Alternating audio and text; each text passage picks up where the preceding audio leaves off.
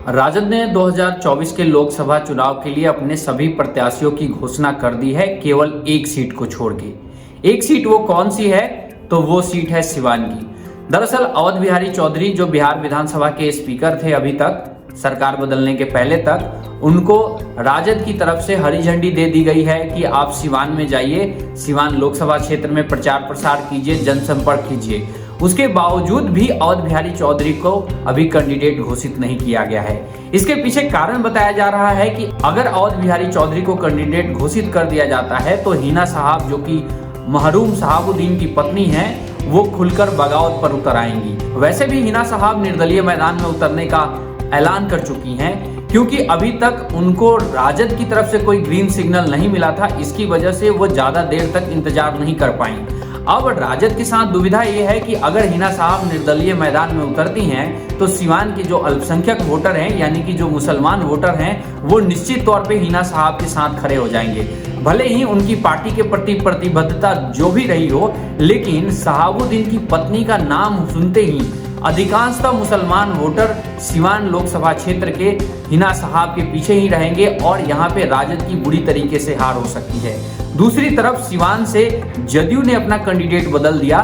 सिवान से इस बार कविता सिंह को टिकट नहीं दिया और उनकी जगह पे एक कुशवाहा उम्मीदवार को उतारा गया है, क्योंकि कुशवाहा समुदाय ओबीसी कैटेगरी में आता है और जो ओबीसी वोटों के ऊपर दावेदारी की कोशिश है वो राजद की लगातार रही है।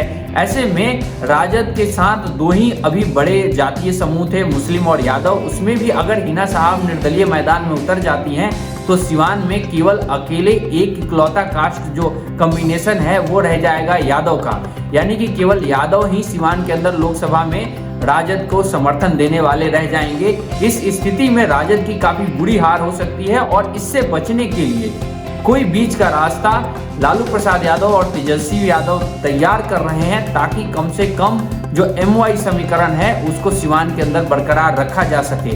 तो फिलहाल इस वीडियो में इतना ही। मिलेंगे किसी और वीडियो में, बने रहिएगा द बिहार मीडिया के साथ। राष्ट्रीय जनता दल ने वैशाली से मुन्ना शुक्ला को लोकसभा का उम्मीदवार बनाया है।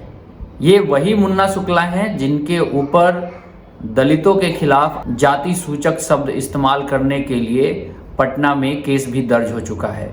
दरअसल मुन्ना शुक्ला को जो उम्मीदवारी दी गई है उसके पीछे कारण है भूमिहार वोटर। सारण, हाजीपुर, मुजफ्फरपुर के इलाकों में भूमिहार वोटों को अपने साथ जोड़ने के लिए राजद ने ये उम्मीदवारी दी है, लेकिन इसका खामियाजा राजद को दूसरे इलाकों में उठाना पड़ सकता है, क्योंकि मुन्ना शुक्ला ने जो बयान दिया था उसके बाद से लगातार दलित बिरादरी के जो पढ़े लिखे युवा थे वो सोशल मीडिया पर मुन्ना शुक्ला के खिलाफ लिख रहे थे और तेजस्वी यादव को टैग भी कर रहे थे कि अगर मुन्ना शुक्ला को राजद वैशाली से उम्मीदवार बनाती है तो फिर वो उनके खिलाफ भी वोट कर सकते हैं।